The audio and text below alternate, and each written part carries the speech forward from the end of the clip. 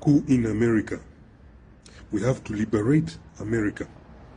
This is a big issue for the American people, by the way. So listen carefully. As you know, over decades, US congressmen have been entrapped one after the other by Israel to engage in sexual depravity with children, as Israel was secretly recording them on camera. And those videos are being used by Israel to blackmail these politicians to do anything Israel demands, or else the videos will be leaked to the public. I believe the same blackmail operation has caught many leaders in the UK and the EU as well.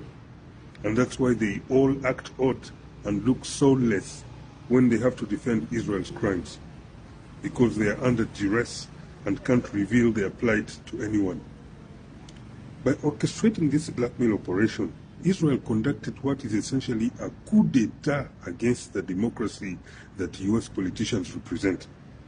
Israeli operatives have thus usurped the American people's sovereignty over their own country by blackmailing these representatives to serve not the interests of the American people, but the interests of a genocidal foreign country first.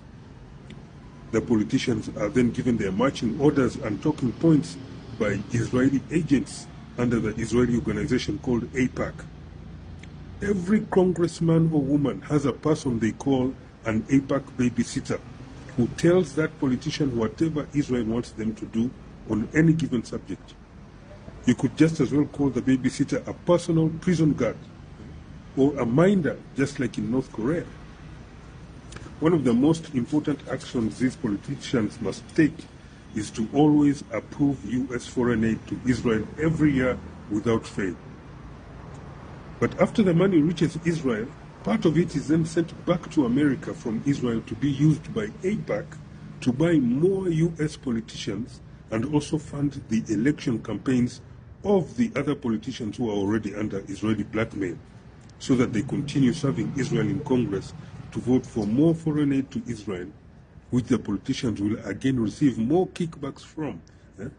Basically, these politicians are being coerced to engage in a cycle of corruption and money laundering, where they approve funds to Israel while receiving kickbacks from Israel from the same funds that they approve for Israel. These are federal crimes under US law. Now, besides approving money for Israel, they must also defend any action that Israel takes in the Middle East, be it genocide, air attacks on neighboring countries, or forced starvation on Palestinian children. This has been revealed by UK politician Jeremy Corbyn, who refused outright to be part of this scheme. The overthrow of democracy through blackmail should have never been allowed to happen anywhere.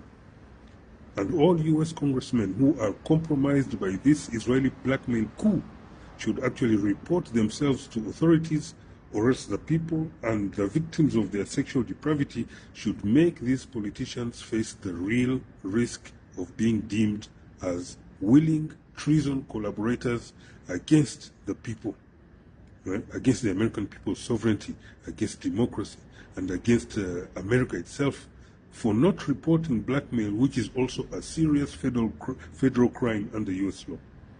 Right now, Israel is doing everything so that the Epstein files do not come out.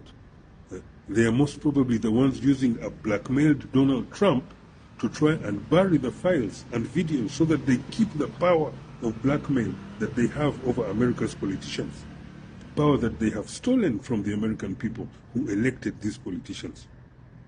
The American people should not let this brazen coup d'etat against their country continue. This foreign regime in power in America, behind the curtains, is the one engineering the loss of freedoms of the American people, particularly when it comes to criticism of Israel. People are being cancelled, losing their businesses, and others their jobs, their families and marriages breaking, their homes breaking, for simply exercising their First Amendment right to speak their conscience. This regime is leading the US down a slope that culminates in not only the end of America as a free country for all its citizens. If nothing is done, it ends with deranged, genocidal Israeli lunatics ruling the world. For me, I'm just like a simple messenger on video mail here, My role is to hereby alert the world, anyone who cares to listen, and warn you about this grave danger. Save this video before it gets removed and share it with the American and European people who might not be aware of the full scale and magnitude of this coup against their democracy. Thank you.